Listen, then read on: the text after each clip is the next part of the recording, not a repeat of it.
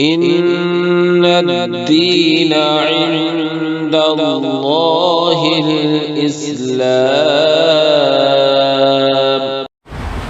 محترم ناظرین، السلام علیکم ورحمۃ اللہ وبرکاتہ۔ ایک صاحب کا سوال ہے کہ مفتی صاحب، صدقہ کیا ہوا جانور جو مدرسے میں صدقہ کرتے ہیں، اس میں سے صدقہ کرنے والا خود کھا سکتا ہے یا نہیں؟ جواباً عرض ہے کہ پہلے یہ طے کرنا پڑے گا کہ یہ جو صدقہ کیا ہے صدقہ نافلہ ہے یا صدقہ واجبہ ہے۔ اگر صدقہ واجبہ ہے تو صدقہ کرنے والا نہیں کھا سکتا، اور اسی طرح وہ شخص بھی نہیں کھا سکتا جو صاحب نصاب ہو، شریعت کی نظر میں مالدار ہو۔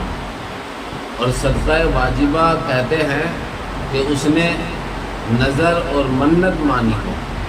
مثال کے طور پر صدقہ کرنے والا بیمار تھا، اس نے نظر مانی کہ اگر میں اپنی بیماری سے شفا یاب ہو گیا تو مدرسے میں جانور صدقہ کروں گا۔ یا وہ کوئی کام شروع کرنے جا رہا تھا اور اس نے یہ نظر مانی کہ اگر مجھے اس کام میں کامیابی مل گئی تو میں بکرا صدقہ کروں گا۔ اللہ کے فضل سے اسے بیماری سے شفا مل گئی یا وہ اپنے کام میں کامیاب ہو گیا تو اس پر بکرا صدقہ کرنا واجب ہو گیا۔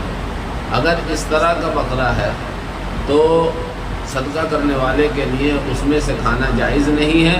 اسی طرح ہر وہ شخص جو صاحب نصاب ہے اس شخص کے لیے بھی اس بکرے کے گوشت سے کھانا جائز نہیں۔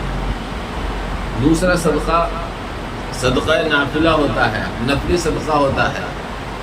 یوں ہی اپنی طرف سے، اپنے بیوی بچوں کی طرف سے اس نے کوئی جانور مدرسے میں صدقہ کیا، کوئی نظر اور منت نہیں مانی، اور اس جانور میں سے کلو 2 کلو گوشت خود اپنے گھر کے لیے بچا لیتا ہے، تو اس گوشت کا کھانا اس کے لیے بھی جائز ہے اور ہر مالدار کے لیے بھی جائز ہے۔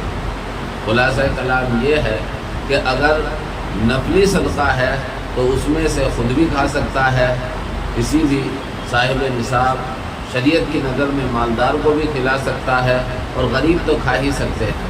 اور اگر صدقہ واجبہ ہے، نظر کا، منت کا صدقہ ہے، تو اس کو خود نہیں کھا سکتا اور نہ کوئی مالدار کھا سکتا ہے، اس کو صرف مستحقین کھا سکتے ہیں، طلباء کھا سکتے ہیں۔ اس کے علاوہ کسی مالدار کے لیے اس کا کھانا جائز نہیں ہوگا۔ چنانچہ مسئلہ فتاوی شامی مطبوعہ زکریہ جلد نمبر 3 صفحہ 283 پر، اور کتاب النوازل جلد نمبر 7 صفحہ 263 پر موجود ہے۔ واللہ اعلم بالصواب۔